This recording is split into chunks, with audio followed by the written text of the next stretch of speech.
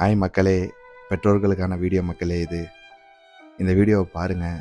குழந்தைகள் சாப்பாட்டுக்காகவும் அன்றாடைக்கான வாழ்வாதாரத்துக்காகவும் எவ்வளோ கஷ்டப்படுறாங்கங்கிறத பாருங்கள்.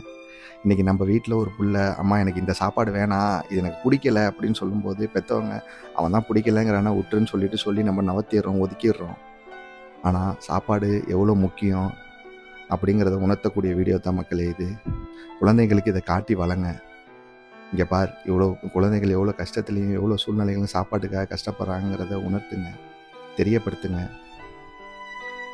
நம்ம எவ்வளோ பாதுகாப்பான வாழ்க்கையை வாழ்கிறோம், பாதுகாப்பான நாட்டில் இருக்கோம், நம்ம ஆசைப்படுறது எல்லாம் கிடைக்கிது, நம்ம அன்றாட நிம்மதியான வாழ்க்கையை வாழ்கிறோங்கிறத குழந்தைகளுக்கு காட்டி தெரியப்படுத்துங்க.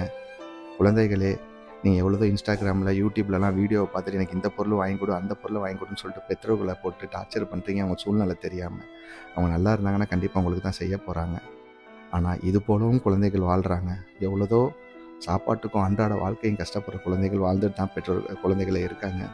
தயவு செஞ்சு பெற்றோர்களை கஷ்டப்படுத்தாதீங்க. பெற்றோர்களே, குழந்தைங்க எதுவும் வேணாம் அப்படின்னாங்கன்னா பொறுமையாக சொல்லி அந்த சாப்பாடோட முக்கியத்துவத்தை சொல்லி அந்த சாப்பாடை கொடுக்க பாருங்கள். தயவு செஞ்சு சாப்பாடை வீணடிக்காதீங்க. நல்லா இருங்க. குழந்தைகளை நல்ல விதமாக பார்த்துங்க. நன்றி மக்களே.